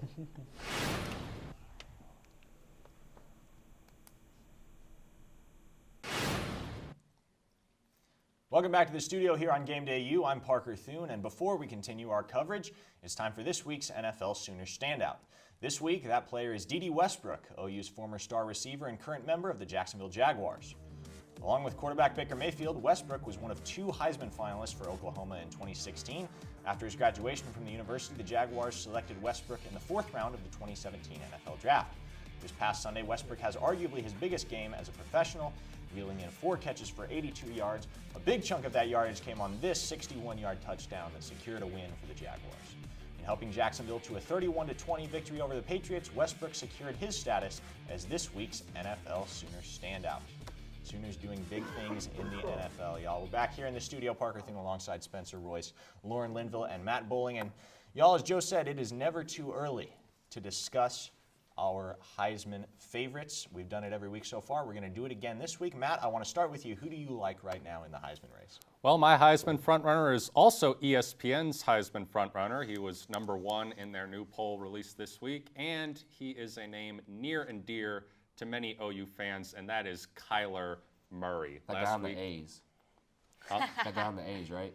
Yeah, the one who plays baseball? That baseball guy. Okay. So in last week against Iowa State, playing in his first game without superstar running back Rodney Anderson, he threw for 328 yards and 3 touchdowns and shouldered some of the rushing load, going for 77 yards on 15 carries. Now, you've probably seen this stat. It's been making the rounds, but Kyler Murray's offensive stats through his first 3 games are almost identical to those of Baker Mayfield's through his first 3 games last year. Last year, Baker had 1,033 yards, 10 touchdowns through 3 games. This year, Kyler has 1,032 yards and 10 touchdowns through his first 3 games. Big difference, though. All 10 of Baker's touchdowns were passing. Kyler has 8 passing and 2 rushing. It is that versatility that sets him apart from the other quarterbacks, because we all know this is going to be a quarterback-heavy Heisman race. It is that versatility that sets Kyler Murray apart from the other quarterbacks in this race, and it opens up so many doors for this OU offense, so much that really losing Rodney Anderson, I didn't think hurt them that much. At least last week, I couldn't tell any major impediments to the offense from not having Anderson. So I think what's special about Kyler Murray is that versatility, his ability to shoulder some of the rushing load. That's what makes him so valuable to his team, and that's why he's my Heisman frontrunner. Well, you bring up a great point, and that is the versatility. And I mentioned this a lot, but it's clear that Kyler Murray is a quarterback who's an athlete, not an athlete who's a quarterback. Yeah. Right? He's clearly a guy who, he didn't get stuck playing quarterback just because he's fast and he can kind of throw a spiral, and dual threat quarterbacks are the wave of the future. He clearly is a guy that grew up with his desire to play the quarterback position and just so happens to be a freak athlete as well. Yeah, definitely one to watch in that Heisman race. He has the most rushing and passing yards on this Sooner football team, so that's pretty crazy. Doing it all. Yeah. All right, Lauren, your turn. Who you got? All right, well, I'm going with another QB. This time I'm going to talk about Dwayne Haskins, the quarterback for Ohio State, who we've already... I thought it was going to be Jarrett Stidham. No, come on now. I don't think Jarrett Stidham's that good. But, didn't see that one coming up. Hope he doesn't hear this. Yeah, so I'm going with Dwayne Haskins. He's already thrown for 890 yards and 11 touchdowns this season. That is a Baker Mayfield rate at this point. I did the math, don't worry. He's 72.5% completion. And in his first career start, he threw 5 touchdowns and completed 77% of his throws. So we're seeing complete accuracy out of him. And also, not only, putting numbers aside here, he's a great leader for his team. He has confidence in both his running backs and his wide receivers, and vice versa. They have confidence in him. So I think that he's a huge leader for this team. And I think that if anybody can lead Ohio State to be a contender, it's him. He can really take the top off the field. Like, he can extend plays and make the hardest of throws look very, very simple. Exactly. He's fun to watch. Honestly, both your guys' picks are very, very good to me. I can't disagree with them. But I have to, because to me, the clear-cut Heisman at this point lock is Tua Tagovailoa. I've said it once again every single week, and I'm going to keep saying it until he does something wrong. Just one thing wrong. He is 36 of 50 so far, and he only has 646 yards. I know that's less than both of the players you guys picked, and he only has 8 touchdowns. But he's played less than the other quarterback on the team because they keep pulling him in the first or second quarter. Last week he played 1 quarter, was 11 of 15 for 200 yards and 2 touchdowns. Now, after this coming up week, they might redshirt Jalen Hurts. They have to make that tough decision. So hopefully he'll get to stay and play the rest of the game. I can't even think about what his stats would be if he got to play the entirety of football games like Kyler Murray gets to do. Yeah. Or like Dwayne Haskins gets to do. They're not pulling these players because, I don't know why. I guess Alabama thinks that they should use the quarterback, that they're just giving him pity at this point. Yeah. But Tua is the best quarterback and the best player I've seen in college football this year, in my opinion. It's not even close. It's amazing what he is able to do. He's a magician, and just the fact that he's a lefty makes it look so much cooler to me, I think. I don't know. It's true. Yeah. Lefties look cooler when they're throwing the ball. It's because they're facing you. They're facing you and they're going that way. It's different.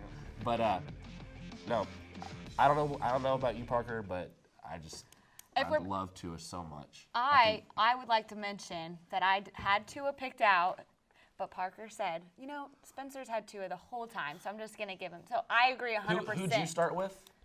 Who was your first? It doesn't matter who I started with. I know who it was. I'm just wondering if you remember. I do. Doesn't matter. Bryce Love. It was Bryce Oh, it was Love. Bryce but Love. I don't think that anymore at all. So. That's fair. I mean, Tua, to be fair, Spencer, just to kind of play off your point there, Tua is, to me, he throws the prettiest ball I've ever seen. It's almost insulting to call it a spiral. It's effortless. It's better than a spiral. Ridiculous.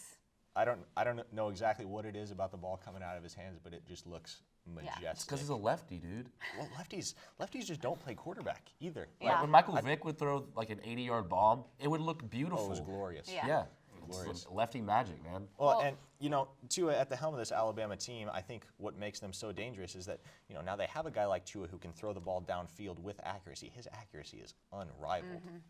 His stats aren't that far behind Haskins, and he's played maybe half the time that Haskins has. Yeah, I think it's ridiculous that they even keep playing Jalen at all. And like you said, they have to make this redshirt decision. But why would they not just play Tua, and then later on, if Tua happens to get hurt? Well, I can't fathom. But they're so good at. They won by over 50 points last week. I know. I get it. But it's just like. He played 1 quarter, and they scored like 50 unanswered points. I know. I guarantee you that last week against Ole Miss, the week before against Arkansas State, if Nick Saban had decided, you know what, I'm going to put up 100 points on this team and just left Tua in for the entire game, it very well would have happened. Yeah. I mean, extrapolating the stats here, if Tua had played 3 full games, you're looking at anywhere from 20 to 25 touchdown passes. It's already. Ridiculous. I'm going to go out on a limb here and say he's not going to throw an interception this entire season. Wow, I'm going to hold you to that. You can't. Yeah, I'm going to hold you to what you said. You can't. That's why I said it. All right. I want it to be true. We'll see what happens. I mean, that honestly, would be impressive. I don't think it's out of the realm of possibility for him. Yeah, I don't either. Neither do And, I. Alabama is such a dangerous team with Tua Tagovailoa now because they can beat you any way you want to play them, whether that's through the air, on the ground. If you want to engage in a defensive battle, they're equipped to beat you just about any way. All right, well, coming up, the remote team is back to wrap up their coverage. We'll see you back here in just a little while as GamedayU continues.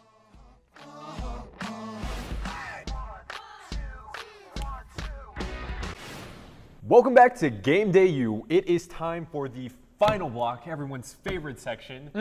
Final word. Every time. I can Score tell that you prediction love it. and call it. It is my favorite part because It's we're the part you can basically talk, right? it's the part where Barry can't say we can't call individual players garbage because we kind of can just a I little have been, subtly. so I'm not just switching So it up. yeah, maybe we can't do that, but For all intents and purposes, let's get down to it. Final word, Madeline Roberts. Joe, my final word is assessment. I know what that means. Hey, we don't Again, need the I'm trying to make definition. my words easier for you guys to understand.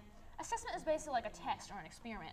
Last week was an experiment playing on the road. This is an experiment with a different type of offense, so I think the defense needs to go out there and prove to us with this assessment of a game that they're the real deal. Assessment of a game. Interesting. Of a game. Well, look, it's a different option type of offense, and therefore you must capitalize on your opportunities when you have the football. Yes, my final word is capitalize. Enunciate. Look, I'm sure they mentioned it earlier when Josh was calling me out for a whole bunch of nonsense.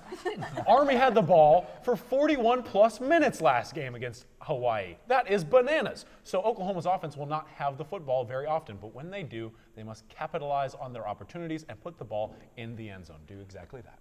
Okay, Callaway. Oh, whoa. Go ahead. Wait, what was that? I was going to talk about how like Hawaii had that huge time change from the first game, but we don't need to get into that. So, all right, Josh, go I don't ahead. know what that yeah, is. you know what I'm All talking right. about? Because it was 6 o'clock the game, and in Hawaii it technically would have been like a 6 a.m. game. Oh, wow. What, the Army? You're talking about when Hawaii played Army? Yeah. Oh, okay. So Interesting. interesting fact. But It's an anyway, early game to get up and watch. What? Yeah. Hawaii whatever. balls. All Yeah, right, they were in West take it away, Callaway. So, okay, so my final word is kind of goes with what I said Kenneth Murray said about assignment football. Discipline. This is just a game where everybody just needs to stick to what they do on defense because that's the only way the option beats you is if you get over aggressive, you kind of do that kind of thing. Secondary needs to stay focused on their man. Don't fall asleep with all the run plays, that kind of thing. Stay when they do the triple option. Stay on your man. That's the best way. The thing I can say is that, just, yeah. I don't know. You know what I'm saying. I don't know. I'm not I doing think very I good. do. I'm struggling through this really one. think I Pretty do. All right. straightforward I'm there. struggling on that one. Discipline. I think have some discipline in your next Also, call Army- out. Just gonna get some. All right. I didn't hear you say it. Say it again. Have a little more discipline when we get your call. You gotta nail it this time. It's coming through. Ah. All right. No. All right. Fine. We'll keep going. All right. My word is manage. We've said it plenty of times. Army is going to drain the clock running the ball because of how heavy their offense is. Today, it's not gonna be like another Big 12 game. It's not gonna be like Tech a couple years ago. We're not gonna sit there for 5 hours watching this game.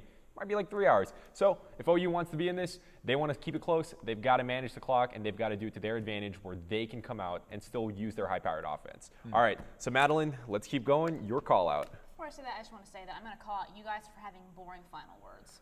Let's step it up. You used the word Capitalize. corroboration once. Yeah, that's an amazing word. Just so we're Joe. clear, capitalize is a great All right, well, word. I'm calling you guys out first, but I'm also going to call out Parnell Motley. Parnell, you had a really good first quarter and a half last week against Iowa State. Then you kind of fell off the wagon a little bit. Let's play like a guy who's been a vital part of this defense for 3 years now. Be better. I'm going to call out Madeline Roberts because she thinks her bigger words make her seem smarter. So, Yeah, keep it simple, stupid. my other call out, let's go through the call out tracker because I grace people with my word of law, okay? Beamer Ball, the era started when I called him out and block punt for a touchdown. Then Mark Jackson had 10 tackles, and then Creed Humphrey, I called him out last week, and he was named the starting center. I know, people.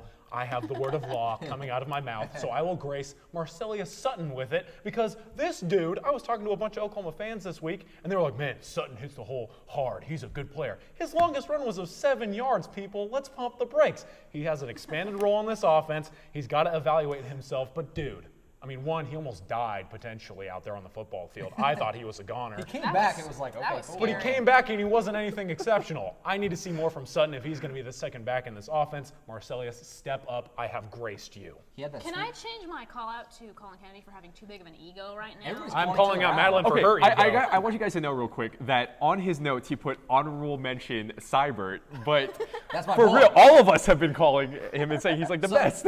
Sutton did have that sweet hurdle, though. And then he got destroyed. Yeah, that wasn't even the one he got hurt on. I know. Oh my gosh. All right, Callaway. All right, so my call-outs, opposite of Colin. So far, I called out Kenneth Murray. He had a horrible game against Florida Atlantic. Then I called out, who did I call in the second one? Lee Morris, he did nothing against UCLA. Then I called out Kakatera. He had 1 catch and he fumbled it. So, Sermon, watch out, because I'm calling you out. You're probably going to have a horrible game now, so sorry. He needs to do something. The run game was bad, pretty much, against Iowa State. So Sermon needs to step up and be that guy. I agree with Colin. Sutton needs to help you, but Sermon has got to be the #1 guy. He needs to do something. Be the leading rusher. Don't let Kyler be the leading rusher again. So let's see it. Really all the running backs, but Sermon's the main guy. So. All right, fair enough. All right, I'm going to switch it up to the defensive end, and my call is going to be Buki Radley-Hiles. Look, simple enough. This game, we've talked about it. There are a lot of storylines that are going on. There's storylines with the running backs. We don't know how the game's going to be throughout the air, but we do know the defense is going to be on the field for a very, very long time. I do not need to stress that enough. And we've seen throughout the season, he's been one of the focal points. He needs to do it again this week. So I know my calls are not as exciting, and I don't get any one of these guys, but hey, it still counts. All right, so let's keep going. Madeline Roberts, what is your score prediction? Okay, last week I predicted a huge victory for OU. It was a 10-point victory. A win is a win, but still. I've said earlier on this show, last week I think, or the week before, I wanted to nail a score prediction. So I think really hard about this. I'm going to go with 42-21 Oklahoma. I think it's going to be maybe a little bit closer than the past few games I've been predicting, which I've been predicting huge wins. I was 3 points off of UCLA, by the way. I just want to point that out. Is that 3 touchdowns or 7 field goals for Army? Either one could happen, I think. I don't know what's more likely, to be honest. Either one could happen. But, yeah, I think the Sooners get it done. I think they score quite a few points, 42. Okay. Maybe give up 3 touchdowns or 7 field goals, like Josh said.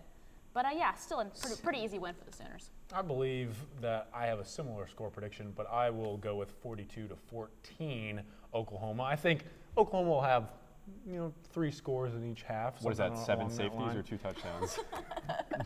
It's a lot of math for me to do on the spot, 7 but safeties. I don't do that very much. So I'm going to go ahead and ignore that question and continue to go with my score prediction. Look, I like where OU's defense is at. I think that the missed tackle, of course, is a storyline, but I know that they've harped on that in practice a lot in assignment football.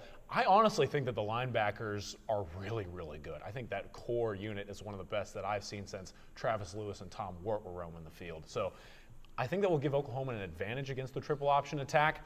How the defensive line plays and really how the secondary holds the perimeter will be key in this football game, but I think they're up for the challenge, and so 42-14 for me will be the final score. Army will present an early challenge, and I have said for a while now, it may be similar to the Tulane game where it took Oklahoma a little bit to figure this thing out, but I have overall confidence in both the offense to capitalize on their opportunities and defense to shut down the triple option. What do you guys think is the record for most safeties in a college football game? That would be interesting. 7 when Army gets it today. It'll be set today. All right, Josh. I think OU's going to be okay here. I think OU's going to win this one 45-13. I think Army will probably get a touchdown in the first quarter, then kick a couple field goals. OU's going to be fine. They'll score 45. I would say higher score, but I just think Army's going to use a lot of clock and not let OU have the ball that much. 45-13, I think OU's fine. What if it's 21 and a half safeties, though? 21 and a half safeties. Is this how we're going to measure things out? First downs and safeties? What kind of rabbit hole did we get into here? I have no idea. But my score prediction, I'm going to go and reiterate something Josh said. It will be decisive, but I don't think it'll be a perfect game the way that OU played UCLA. So I'm going to say 35-17. I think the clock's going to be a big thing here. I think OU's offense is going to do phenomenal, but I still think that it's not going to be as high-scoring a game as we're going to see. Also, I think that just because last week, Iowa State, they put up 37.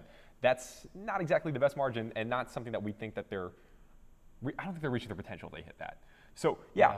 But that will be that. I have a couple of questions, though, just for this game. Okay. Cool. So, we've seen this before, OU playing teams. Whenever we played FAU, what happened was at the very beginning, OU looked like they might have given up a scoring drive at the very beginning. And mentally, stopping that was a huge deal. So, I'm just curious, at the very beginning, because you said you don't think it's going to be a fast start for OU, how this team can prevent a slow start and them falling into a hole where they have to just keep capitalizing on all of Seems their... like capitalizing was a popular final word. I'm just curious. So what do you think? What do you think is going to keep them away from falling into a hole where they actually have to play from behind? I think the biggest thing for the Sooners to get off to a great start is, number one, get a 3-and-out on the first possession for Army. If they get an elongated drive of the first bat that they have the football, that sets up an opportunity for Army to start figuring out, okay, if we can keep this momentum going, build some more confidence, then we can possess the football for longer and keep ourselves in the game. I think if OU's defense gets them to a 3-and-out, I think that's really a defining moment to start the football game.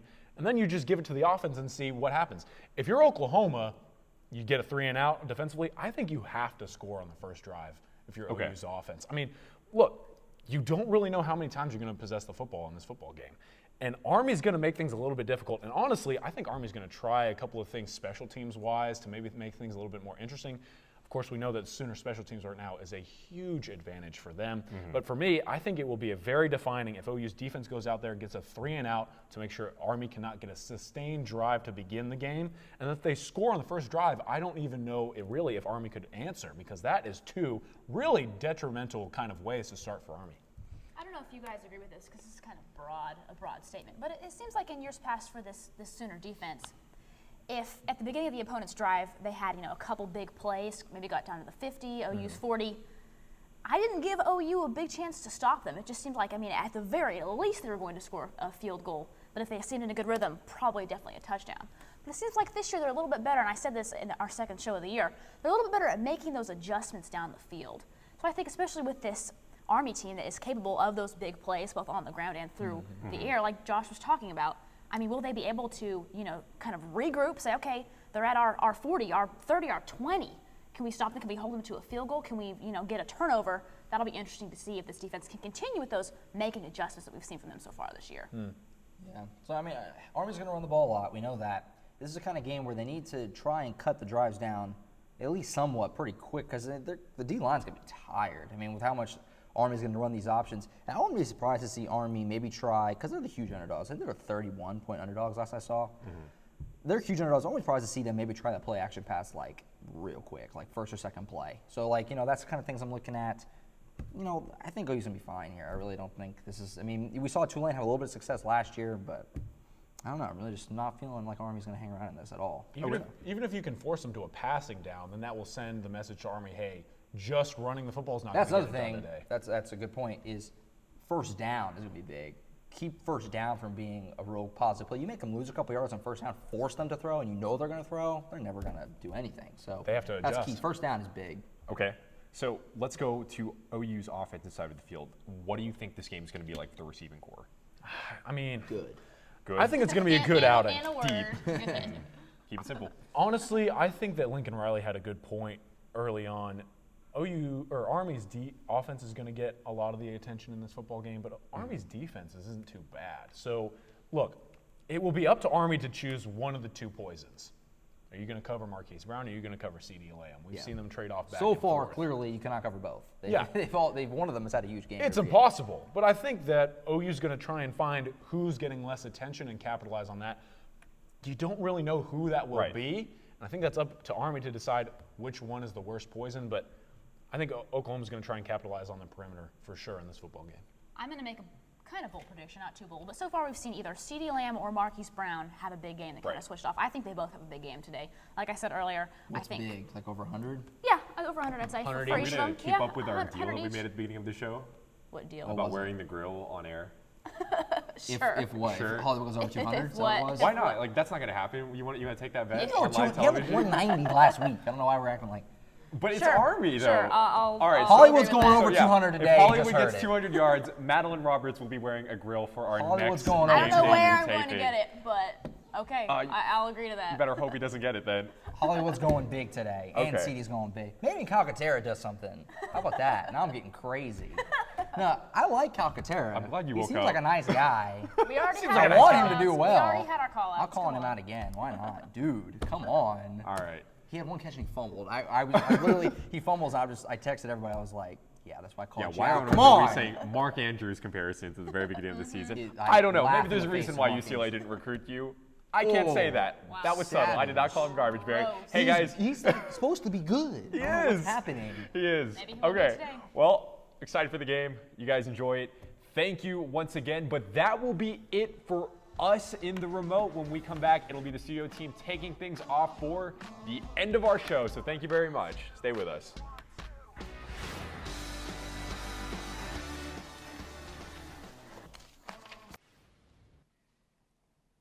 Welcome back to Game Day U. Back in here in our Gaylord Hall studios as our coverage rolls on. Joe, Colin, Madeline, and Josh are done for the day, but we are here to give you the final wrap as we close out this week's installment of our show. Parker Thune alongside Spencer Royce, Lauren Linville, and Matt Bowling for one final segment here with you. And guys, it's time to pick the top national games of the day. So let's get to it. I'm going to be honest with you, we do not have a lot of marquee matchups on the slate. Last week was crazy. Yeah, last week. Last week had it feels like a repeat of week 2. Week 2 was painful. We do have some appetizing matchups on the slate, though, so let's get to those. First game on the schedule, Alabama, number 1 in the country, going up against number 22, Texas A&M. Do the Aggies stand any chance? Matt? No, they don't. Plain and simple. I mean, this Alabama team is literally like the Death Star. Like if they found a way to put a deflector shield over that thermal exhaust port, I think they pretty much did that with Tua. Yeah, no, that Texas A&M doesn't stand a chance. Yeah. Got a little too technical for me. I But Yeah. I liked the analogy. I don't know what you just said, but I agree with it. I think people I who agree with that I think people 100%. who appreciate good movies will Oh, no, will that's a great understand what I'm movie. talking Yeah, about. I just- The exhaust thing, I was like, whoa. You know, remember because they shot the missile into the port and it blew the whole thing up? Like that was the one weak link. It's been way too long since I saw those movies, so no, yeah. I don't recall but, that. But I like it. I like what you said. And I agree. So I take that to mean you're picking Alabama. Yes. Yeah, I'm pretty sure Excellent. that's Very what it meant. perceptive. Translation. He picks Bama. You gonna go the same way? I'm Lauren? going to go the same way. I mean, it's way, way, way too hard to That's bold of argue. you. It's not bold at all. Way too hard to argue against Alabama. Obviously, Jimbo Fisher's come into A&M, and he's really showed that they have potential this year. We haven't seen that really since the Johnny football era at all. The game's in Tuscaloosa. That hurts also, I mean, obviously. But I do think this game's going to be a lot closer than people realize. Obviously, we saw Clemson and A&M. Clemson only won by 2 points, and Clemson's no Alabama, but they're on the same level. This is pretty close. So, I mean, I think it's going to be a obvious win for Bama. Yeah, I'm going to go A&M. No, you're not. You're right. I'm not. Why would you go A&M? Why? Alabama's the best team in the country right now, and it's not even close for me at all. They made Ole Miss, who a lot of people said is a good team, look like a rec league team that just ate at Arby's before they went out and played. Honestly, they destroyed them. They're outscoring opponents 170-28 through their first 3 games. Some spread right there. Yeah, That is some ridiculous. spread. And A&M is a good team. I think they're actually a very good team. They should have went to overtime against Clemson, as you mentioned, but they're going to get worked over. Yeah.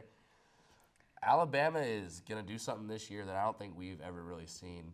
Like, they're better than they were last year. Which is wild to think that they're better. Like, They are better. No, they are. better. No, I'm agreeing with Absolutely. you, but it's just crazy to even think. And I mean, several years ago when they were rolling with Blake Sims as their starting quarterback, they were coming into the year with a bunch of question marks. We figured, okay, well, this has kind of got to be the end of Alabama's dynasty. Right. No. Nope, just keep rolling It's through. done.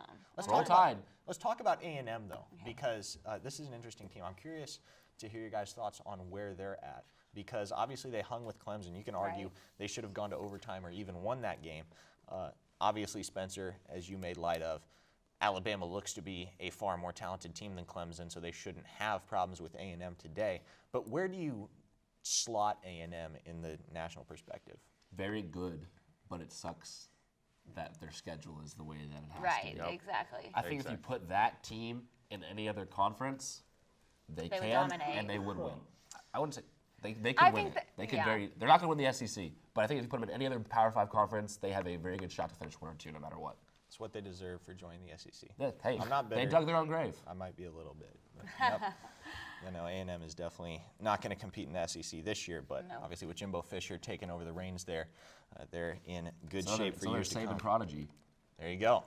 All right, Stanford and Oregon heading out west for a Pac-12 showdown. The 7th-ranked Cardinal and the 20th-ranked Ducks, both 3-0 coming into this game. Matt, your thoughts on how these two teams stack up? Well, I'm rolling with Stanford. I think Bryce Love, he sat out last week. He's going to be pretty well rested, so that should definitely be good for the Stanford offense. But one of the things that really sticks out to me is that this Oregon team has not been tested at all. You look at their schedule, they've played 2 terrible FBS teams, Bowling Green and San Jose State, and then 1 FCS team, Portland State. Stanford, on the other hand, you had games against San Diego State. That's a pretty good, pretty physical group of 5 team. And then you had USC. Well, they're still they're still on a physical level too. Yeah. That's a Power 5 team. Any Power 5 win is a good win. But I think the Stanford offense, they look to be firing on all cylinders. I love that connection with J.J. Arcega-Whiteside. Great wide receiver. I think another thing I think is really puts Stanford in contention for a Pac-12 title and even for the college football playoff. That defense has been phenomenal. They've allowed 23 points through their first 3 games, just 2 touchdowns. One of those, I think, UC Davis managed to score one on the very last play of the game, so that barely even counts. They had seven quarter streak of no points Yep, allowed. No exactly. Yeah. Looking like a very 23 strong points, team and all the way around. compare that to Oregon, who gave up 24 points to Bowling Green. Yep. You know, the Stanford team has just always been on the cusp of getting to that next level and being in the conversation for the college football But they playoff. spend too much time in the classroom. That could All be it. right. Well, I am going Lose to. the backpacks. I'm going to agree with Matt Bowling here, and I'm going to say it's going to be Stanford today for sure. Obviously, like he said, the J.J. Arcega-Whiteside and Bryce Love, for that matter. Obviously, he hasn't played what everybody thought he was going to play. I mean, he was held to 29 yards against San Diego State, but then he came back and had 136 against USC. Yeah. And I know that Matt said, Stanford hasn't been tested, or did you say Stanford hasn't been tested? Oregon hasn't. Oregon, but has I'm going, not been both tested. of them really haven't been tested at all. And so I think this is a true test, a true road game for Stanford. Neither one of them have actually played a road game. So I think, I don't think it's going to be a blowout by any means, but I do think it's Stanford today. Okay, well, quack, quack to both of you. I'm going with the Ducks, actually. Hey, now. Because why not? Why not? Just for fun? They're both undefeated. We don't really know how good either team is. Yeah, I know. Autzen is a very wild place to play. Oregon's at home.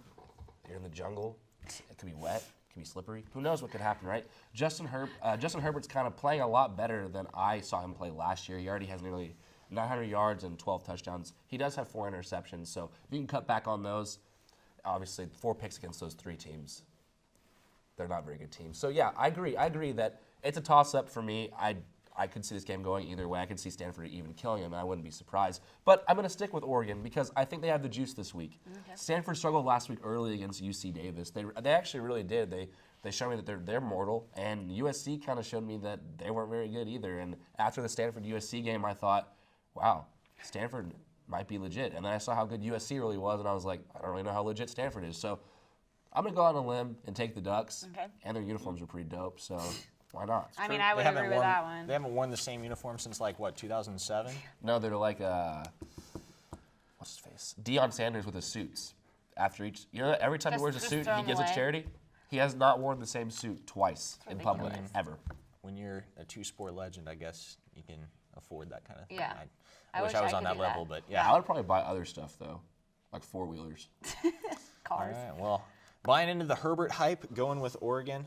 Let's go ahead and move on to our final matchup. TCU taking on the Longhorns of the University of Texas. TCU comes in ranked at number 17. Texas, despite their win over USC last week, is still unranked. Matt, how do you see this one going down? Well, based on my 2-minute drill pick, I don't think it should be any surprise that I'm rolling with TCU. But especially when you look at the history of this matchup recently, TCU has outscored Texas by an average of 40 points in each of their last 4 matchups. I'm expecting that streak to continue. I think, as I've said, this TCU offense, well, both sides of the ball, really, they are a speedy, dynamic football team. I think they're going to frustrate the Longhorns. Yeah, I agree with that 100%. I'm going TCU over Texas. Texas is not back. Texas will not be back. I don't care. Ever. Never. Ever? Never, ever? Never, ever. No. But I think even, this is going to be kind of a weird thing to say, but I think that TCU's loss to Ohio State was more valuable than Texas beating USC. I think that we saw TCU play a good football game, and obviously they struggled a lot, but TCU has a lot of weapons in the backfield and out deep. I think with Darius Anderson and Jalen Reagor and Jalen Austin and everything, and Kavonte Turpin for that matter, TCU is going to dominate this game easy. Yeah, clean sweep. I also have the Horned Frogs. They hung with Ohio State for most of the game, which was pretty impressive, and they had a lot of mental mistakes in that game that actually ended up costing them the game. And the cool thing about this is it's basically a home game for either team, really. Regardless of location, you're in Texas, you're going to have a great crowd for both. And I also think TCU will win the game handedly. And don't let Texas's win against USC fool you at all. Yeah. Don't forget week 1. Don't forget all the holes that they have. USC is not good, and Sean Robinson is a very slippery player. Sean Robinson is he's the definition of dual threat. He actually leads the team in rushing, I'm pretty sure, still. Right. So, He is an excellent quarterback. He's great. Great leader for that offense. I think he's the guy they need. Oh, 100%. Texas, and like I Texas said, all the Christian. weapons that he has. Y'all got not on your buying, side. Got on your side, man. not buying into Sam Ellinger, huh? No. I mean, no.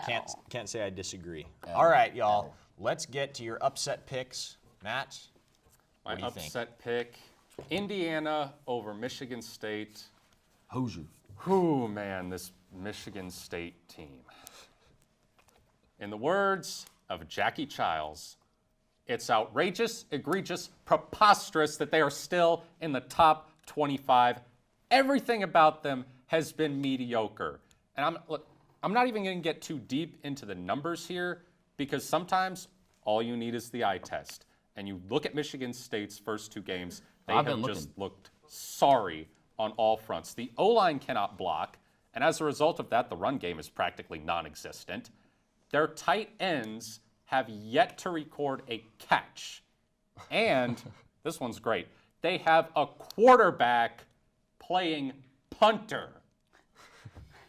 I mean, wrong body part, bro. As far as dumpster fires go, they're burning pretty hot. yeah, can you get any worse than that? And then look on the other side, Indiana's 3-0. They come in with a top 20 defense. The offense is clicking. They're going to be playing in front of a very vibrant home crowd. I'm expecting this to be a great game for the Hoosiers. Yeah, honestly, I agree with him there. I had that pick and then ended up having to change. But Sounds like you have to change a lot of stuff up. Yeah, I'd always do that. It's fine. Can't walk a day in your shoes. I would hate to walk a day in your shoes, Lauren. Okay. Well, I'm going with Iowa over Wisconsin, over your one-loss contender. Iowa, obviously, we saw held Iowa State to just 3 points a couple weeks ago, and we saw how Iowa State played against Oklahoma offensively, so I think that's saying something. Yeah, Oklahoma's defense is stout. Well, okay, but anyways. They're headed into conference play undefeated. Iowa's allowed just 209 total yards and 42 yards rushing. Obviously, Jonathan Taylor is a big player for Wisconsin, and so I think if they can stop him even at all, they'll have a chance. So. Yeah, feeling the Kinnick magic, huh? Yeah, they play. I mean, both teams play very similar styles, so I wouldn't be shocked. Yeah. I wouldn't be shocked at all. Plus, I think Classic Wisconsin Big Ten needs to football. just be put in their place. So. Okay, yeah, they don't. I don't know what they did to you. Nothing. I'm going Arizona State over Washington. I think Arizona State didn't expect to lose last weekend. I thought everyone actually picked them to win their last game. They actually beat Washington last year 13-7 when they were terrible. They stunned them. And they're way better this year than they were last year. I think Jake Browning is vastly overrated, and Washington's offense has looked sluggish so far. I really like Manny Wilkins and N'Keal Harry. N'Keal, I always don't know. He's 6'4". I know he's 6'4". I don't know how to say his first He's name. really good. He's very good, and I think that those two will shock Washington for a second straight year. Honestly, Herm Edwards, I've been back and forth with how I feel about that man. Can't make up your I'm mind. on his side now. Yeah. I'm in the Herm camp, and I think it's going to be a very good game, a very close game. If I was a betting man, I would take the under. Okay. But I got Arizona State coming out on top. Okay. Wisconsin and Washington going down this weekend. All right, y'all. feel Final it. thoughts on today's game between Oklahoma and Army. Let's turn our focus back to Norman. What do you think about this game? I am very excited to see that Army triple option. Look, too. Love the I'm troops. personally of the opinion that a well-run triple option might be the most beautiful form of football out there. I also think that it's going to give the OU defense some problems, just like you saw with Tulane last year. They were able to get out to an early lead. Yeah. I think Army scores a few, but I think OU pulls away in the end. I'm thinking my final score is probably going to be in the vicinity of 49-21 OU. Okay. Yeah, well, I'm agreeing 100% with Matt. I think that Oklahoma will definitely come out on top with this one, and I think they'll be able to stop that triple option. They've been planning for this for a long time. They've been expecting this. It's no surprise. So I think that obviously this is going to be a big win for Oklahoma, and it's going to be a fun one, a night game finally. Switch it up a little bit on them. So those Army unis will be popping in the dark. I promise you that. I think that OU respects the troops, so I think they're going to give them a couple scores early on in the game. I don't think they're going to give them anything. They're doing their due diligence, right? So I have OU winning 48-14. I think Army gets a couple early. Yeah. But I think OU figures it out when they go into halftime, and obviously the offense is just going to exploit that bottom tier defense. So. Right. Now we've had soggy weather these last couple days. Army does not throw the ball a lot. Do you think the weather kind of plays into their hands? Oh, 100%. Yeah, definitely, but OU can run the ball just as effectively. They have a quarterback that can run better than all of Army's running backs. So Conver is the man. Yeah. Just don't hurt yourself. Fair enough. So you see the Sooners running a little bit more with that option attack, zone read. Yes. Yeah. Kyler Murray in space. Yeah. Yes, especially if it's wet like that, and it's going to be. It is. It's gonna be slippery. It is. Quite wet. I think it's stopped raining, but it's still, it rained all day yesterday, so we'll see what happens there. But Yeah, I went outside for a little bit. I got rained on, so you're right. You're right. Thank it was raining you. yesterday. Absolutely. It'll be interesting to see how Army's triple option, factors in with the weather and all of that, just to see whether they can dominate the time of possession and whether they can just kind of control the flow of the game against Oklahoma. Army's not gonna. They're not gonna mess up mentally. Yeah. Army's gonna be locked in. They always are. It's gonna be a war per se. It's going to be a tall task going up against the 5th-ranked Sooners, but we'll see if the Black Knights are up to the challenge tonight at 6 o'clock. Well, as kickoff continues to creep closer and closer, that is going to do it for us here today from our Gaylord Hall studios. Thank you so much for being with us here on Game Day U. This broadcast is copyrighted by OUTV. For Spencer Royce, Lauren Linville, and Matt Bowling, I am Parker Thune. Special thanks to our producer, Kurt Watson, director, Jesse Lofton, executive producer, Barry Orr, crew chief, Ken Fisher, and everybody that helped bring Game Day U to your TV screen today. We'll see you next Saturday at 8 a.m. right here on OUTV. Thank you.